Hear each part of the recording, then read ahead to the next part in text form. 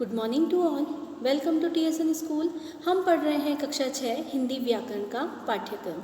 आज हम आपकी पाठ्य पुस्तक पंखुड़ी से पाठ 3 पढ़ेंगे।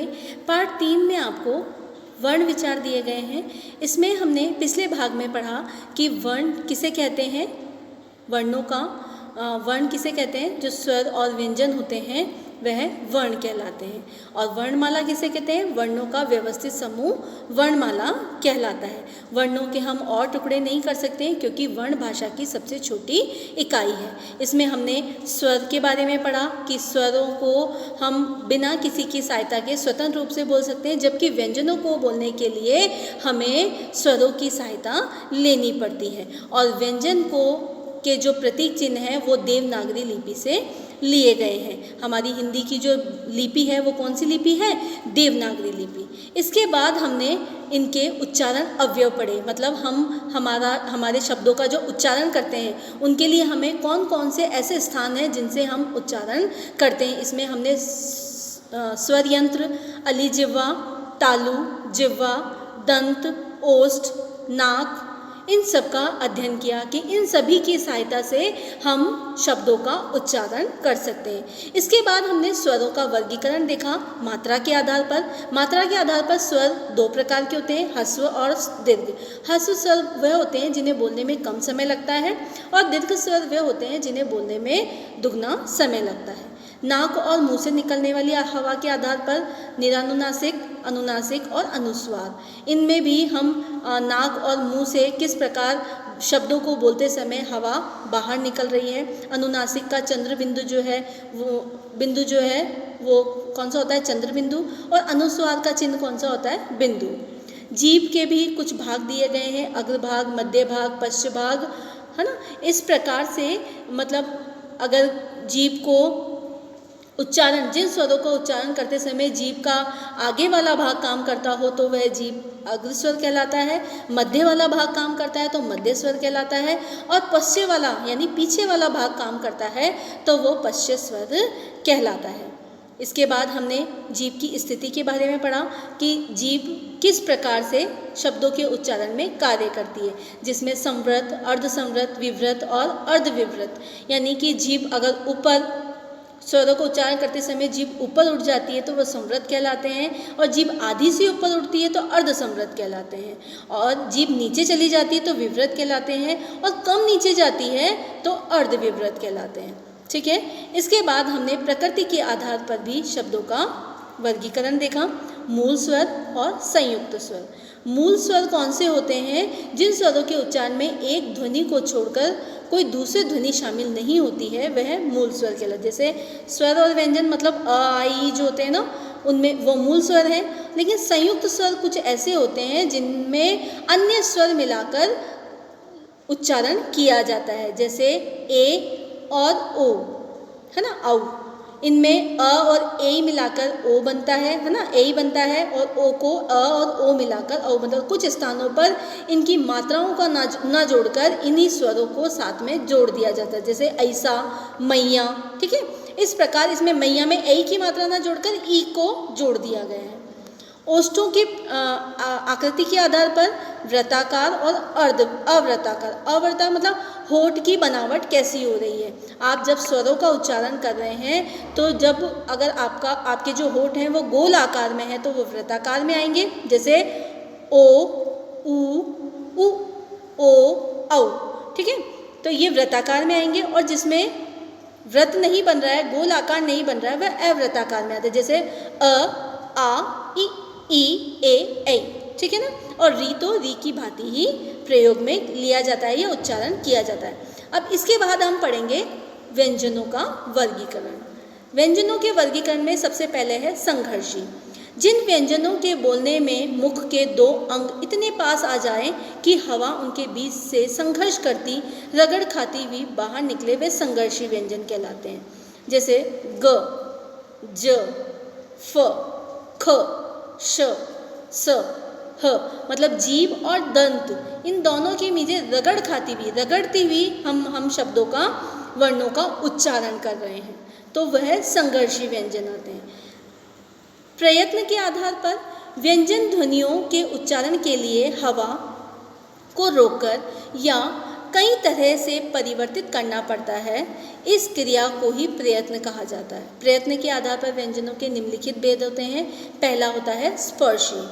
जिन व्यंजनों के उच्चारण में मुंह के अंदर का एक अंग दूसरे अंग को स्पर्श करता हो वह स्पर्शी व्यंजन कहलाते हैं। स्पर्शी व्यंजन कितने होते हैं? स्पर्श व्यंजन क, ख, ग, घ, ट, ठ यानी 25 व्यंजन होते हैं जो स्पर्श व्यंजन के अंतर्गत आते हैं। ठीक है। पार्श्विक। जिन व्यंजनों का उच्चारण करते समय मुंह के दो अंग मिलकर हवा का बीच से निकलने वाला मार्ग रोक लेते हैं, वे इधर उधर बाहर निकलती है, वह पार्श्विक व्यंजन कहलाते हैं। जैसे ल, मतलब बीच में से ना निकल के ल का साउंड कहाँ से आ रहा है? जीभ के साइड में से आ रहा है। प्रकंपित। जिन व्यंजनों का उच्चारण करते समय हवा का कंपन होता है वह प्रकंपित या कंपनजात व्यंजन कहलाते हैं। जैसे र, साउंड में वाइब्रेशन हो रहा हो। ठीक है ना। स्पर्श संघर्षी। जिन व्यंजनों को बोलते समय मुंह के दो अंग मिलने के पश्चात अलग हट जाते हैं वह और हवा घर्षण करती हुई बाहर निकलती है, स्पर्श संघर्षी। जैसे च, छ, ज, झ, ये हैं स्पर्श संघर्षी व्यंजन। अर्धस्वर। जिन व्यंजनों के उच्चारण में हवा बिना किसी संघर्ष के बाहर निकलती है वे अर्धस्वर या संघर्षहीन या सप्रभा व्यंजन कहलाते हैं। जैसे य, व, इसमें कोई स्पर्श, किसी को स्पर्श नहीं कर रहा है, ना ही कोई वाइब्रेशन हो रहा है, ना ही किसी से संघर्ष हो रहा है और ना ही किसी से ये स्पर्श करता हुआ बाहर निकल रहा है। नासिक्य। जिन व्यंजनों के उच्चारण में हवा नाक से निकलती है वे नासिक्य व्यंजन कहलाते हैं। जैसे ड, त्र, ण, न, म यानी नाक पे इसका प्रेशर आ रहा है। उक्षिप्त। जिन व्यंजनों के उच्चारण में जीभ ऊपर उठकर झटके से नीचे आ जाती है उक्षिप्त व्यंजन कहलाते हैं। जैसे ड, ढ। आप जब इन शब्दों का, इन वर्णों का उच्चारण करेंगे तब आपको इन सब के बारे में पता चलेगा। जैसे जैसे इसमें जो उदाहरण दिए हैं आप इनका उच्चारण करके इनकी प्रैक्टिस करें, इनका अभ्यास करें ताकि आप इन शब्दों का, इन वर्णों का ज्ञान कर सकें। स्थान के आधार पर दंतोष्ठ।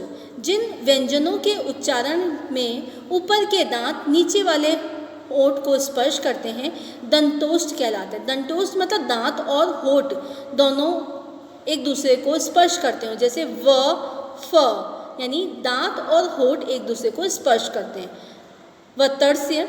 जिन व्यंजनों के उच्चारण में जीभ की नोक मसूड़े को स्पर्श करती है वह वतर्स्य व्यंजन कहलाते हैं। जैसे न, र, स, ल, ज। ठीक है। कठोर तालव्य। जिन व्यंजनों के उच्चारण में जीभ की नोक मसूड़े के पीछे तालु के कठोर भाग का स्पर्श करती है वे कठोर तालु व्यंजन कहलाते हैं। य, श, च, छ, ज, झ, त्र यानी बोलने में बहुत ज़्यादा हमें प्रेशर करना पड़ रहा है, बहुत जोर लगाना पड़ रहा है, इसलिए कठोर तालव्य। मूर्धन्य, पूर्व तालव्य। जिन व्यंजनों के उच्चारण में जीभ मूर्ध यानी तालु के मध्य वाले सबसे ऊंचे भाग को स्पर्श करती है मूर्धन्य व्यंजन कहलाते हैं। जैसे श, ट, ढ, ड, ड, ण, ड, ढ। स्वर यंत्रीय। गले के अंदर स्वर यंत्र से पैदा होने वाली व्यंजन ध्वनि ह यानी जो हमारा कंठ है, हमने स्वर यंत्र पढ़ा था ना। क्या होता है स्वर यंत्र? जो टेटवा होता है जो गले के नीचे, तो उससे अगर कोई ध्वनि निकल रही है तो वो स्वर यंत्रीय ध्वनि कहलाती है। कोमल तालव्य। इन व्यंजनों को बोलते समय जीभ तालु के सबसे पिछले भाग को स्पर्श करती है। जैसे क, ख, ग, घ, ड, ग, ख, ग। जिह्वामूलीय। गले में जीभ की जड़ से उत्पन्न ध्वनि क। दंत्य।